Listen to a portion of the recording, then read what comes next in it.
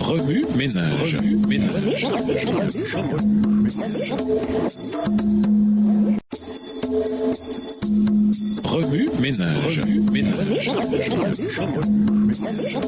Bienvenue à votre émission Remue ménage. Voilà la leçon de mardi. Investiguer. Lisons Genèse 49, versets 8 à 12 et les versets 22 à 26. Deutéronome 18 et versets 15 à 22. Deutéronome 34 et versets 1 à 12. Jérémie 33 et versets 14 à 26. Ésaïe 11 et versets 1 à 16. Et Michée 5, versets 2 à 4. Deutéronome 49, les versets 8 à 12. Judas, tu recevras les hommages de tes frères. Ta main sera sur la nuque de tes ennemis. Les fils de ton père se prosterneront devant toi. Judas est un jeune lion. Tu reviens du carnage, mon fils. Il ploie les genoux. Il se couche comme un lion, comme une lionne. Qui le fera lever? Le sceptre ne s'éloignera point de Judas, ni le bâton souverain d'entre ses pieds, jusqu'à ce que vienne le Shilo et que les peuples lui obéissent. Il attache à la vigne son âne et au meilleur cep le petit de son ânesse. Il lave dans le vin son vêtement et dans le sang des raisins son manteau. Il a les yeux rouges de vin et les dents blanches de lait. Genèse 49, les versets 22 à 26. Joseph est le rejeton d'un arbre fertile, le rejeton d'un arbre fertile près d'une source. Les branches s'élèvent au-dessus de la muraille. Ils l'ont provoqué, ils ont lancé des traits, les archers l'ont poursuivi de leur haine. Mais son arc est demeuré ferme, et ses mains ont été fortifiées par les mains du puissant de Jacob. Il est ainsi devenu le berger et le rocher d'Israël. C'est l'œuvre du Dieu de ton Père qui t'aidera. C'est l'œuvre du Tout-Puissant qui te bénira. Des bénédictions des cieux en haut, des bénédictions des eaux en bas, des bénédictions des mamelles et du sein maternel. Les bénédictions de ton Père s'élèvent au-dessus des bénédictions de mes pères, jusqu'à la cime des collines éternelles. Qu'elles soient sur la tête de Joseph, sur le sommet de la tête du prince de ses frères. Deutéronome 18, les versets 15 à 22. L'Éternel ton Dieu te suscitera du milieu de toi, d'entre tes frères, un prophète comme moi. Vous l'écouterez. Il répondra ainsi à la demande que tu fis à l'Éternel ton Dieu à Horeb, le jour de l'assemblée, quand tu disais que je n'entende plus la voix de l'Éternel mon Dieu et que je ne vois plus ce grand feu, afin de ne pas mourir. L'Éternel me dit, ce qu'ils ont dit est bien. Je leur susciterai du milieu de leurs frères un prophète comme toi. Je mettrai mes paroles dans sa bouche et il leur dira tout ce que je lui commanderai. Verset 19. Et si quelqu'un n'écoute pas mes paroles, qu'il dira en mon nom, c'est moi qui lui en demanderai compte. Mais le prophète qui aura l'audace de dire en mon nom une parole que je lui aurai point commandé de dire, ou qui parlera au nom d'autres dieux, ce prophète-là sera puni de mort. Peut-être diras-tu de ton cœur, comment connaîtrons-nous la parole que l'Éternel n'aura point dite? Quand ce que dira le prophète n'aura pas lieu et n'arrivera pas, ce sera une parole que l'Éternel n'aura point dite. C'est par audace que le prophète l'aura dit. N'aie pas peur de lui. Deutéronome 34, versets 1 à 12. Moïse monta des plaines de Moab, sur le mont Nebo, au sommet de Pisga, vis-à-vis de Jéricho. Et l'Éternel lui fit voir tout le pays. Galaad jusqu'à Dan, tout Nephtali, le pays d'Éphraïm et de Manassé, tout le pays de Juda jusqu'à la mer occidentale. Le Midi, les environs du Jourdain, la vallée de Jéricho, la ville des palmiers jusqu'à Tsoar. L'Éternel lui dit, c'est là le pays que j'ai juré de donner à Abraham, à Isaac et à Jacob en disant, je le donnerai à ta postérité. Je te l'ai fait voir de tes yeux, mais tu n'y entreras point. Moïse, serviteur de l'Éternel, mourut là, dans le pays de Moab, selon l'ordre de l'Éternel. Et l'Éternel l'enterra dans la vallée au pays de Moab,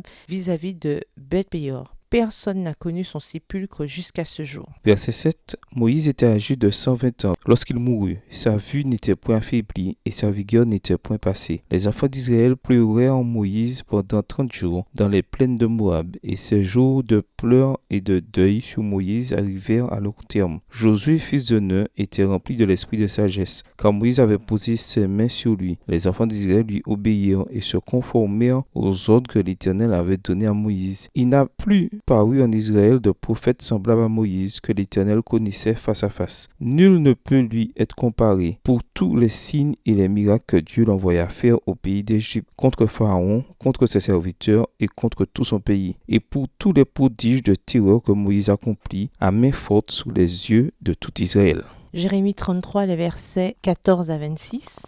Voici les jours viennent, dit l'Éternel, où j'accomplirai la bonne parole que j'ai dite sur la maison d'Israël et sur la maison de Juda. En ces jours et en ce temps-là, je ferai éclore à David un germe de justice. Il pratiquera la justice et l'équité dans le pays. En ces jours-là, Juda sera sauvé. Jérusalem aura la sécurité dans sa demeure, et voici comment on l'appellera, l'Éternel notre justice. Car ainsi parle l'Éternel, David ne manquera jamais d'un successeur assis sur le trône de la maison d'Israël. Les sacrificateurs, les Lévites, ne manqueront jamais devant moi de successeurs pour offrir des holocaustes, brûler de l'encens avec les offrandes et faire des sacrifices tous les jours. La parole de l'Éternel fut adressée à Jérémie en ces mots. Ainsi parle l'Éternel, si vous pouvez rompre mon alliance avec le jour et mon alliance avec la nuit, en sorte que le jour et la nuit ne soient plus en leur temps. Verset 21. Alors aussi mon alliance sera rompue avec David, mon serviteur, en sorte qu'il n'aura point de fils régnant sur son trône. Et mon alliance avec les Lévites, les sacrificateurs qui font mon service. De même qu'on ne peut compter l'armée des cieux, ni mesurer le sable de la mer, de même je multiplierai la postérité de David, mon serviteur, et les Lévites qui font mon service. La parole de l'Éternel fut adressée à Jérémie en ces mots. N'as-tu pas remarqué ce que disent ces gens, les deux familles que l'Éternel avait choisies? Il les a rejetées, ainsi il méprise mon peuple, au point de ne plus le regarder comme une nation. Ainsi parle l'Éternel, si je n'ai pas fait mon alliance avec le jour et avec la nuit, si je n'ai pas établi les lois des cieux et de la terre, alors aussi je rejetterai la postérité de Jacob et de David, mon serviteur, et je ne prendrai plus dans sa postérité ceux qui domineront sur les descendants d'Abraham, d'Isaac et de Jacob, car je ramènerai leurs captifs et j'aurai pitié d'eux. Ésaïe 11, les versets 1 à 16.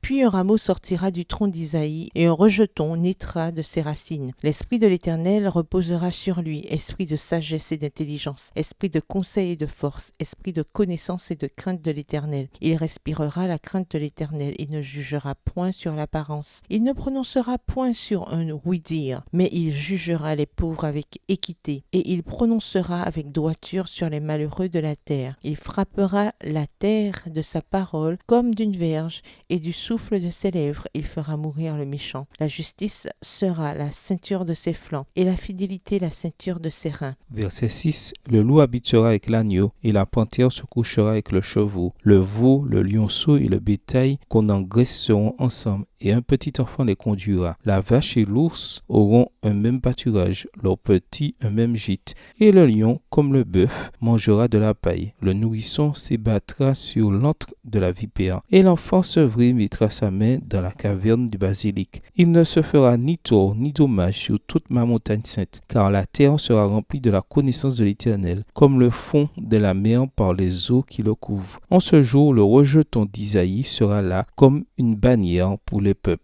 Les nations se tourneront vers lui et la gloire sera sa demeure. Verset 11. Dans ce même temps, le Seigneur étendra une seconde fois sa main pour racheter le reste de son peuple, dispersé en Assyrie et en Égypte, à Patros et en Éthiopie, à Élam, à Shinéar et à Hamath et dans les îles de la mer. Il élèvera une bannière pour les nations. Il rassemblera les exilés d'Israël et il recueillera les dispersés de Juda. Des quatre extrémités de la terre, la jalousie d'Éphraïm disparaîtra et ses ennemis en Juda seront anéantis. Éphraïm ne sera plus jaloux de Juda et Juda ne sera plus hostile à Éphraïm. Ils vouleront sur l'épaule des Philistins à l'Occident. Ils pilleront ensemble les fils de l'Orient. Édom et Moab seront la proie de leurs mains et les fils d'Ammon leur seront assujettis. L'Éternel desséchera la langue de la mer d'Égypte et il lèvera sa main sur le fleuve en soufflant avec violence. Il le partagera en 7 canaux et on le traversera avec des souliers.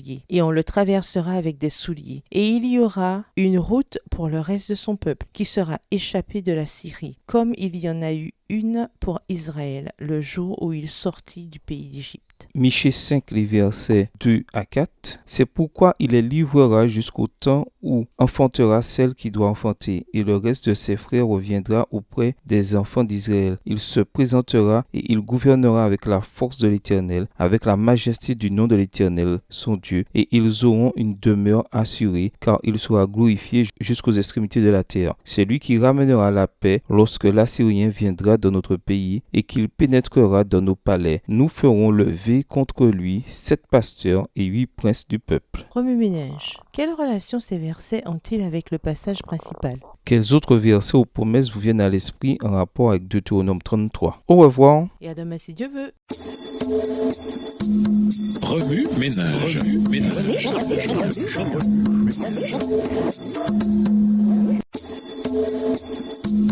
Remue-ménage.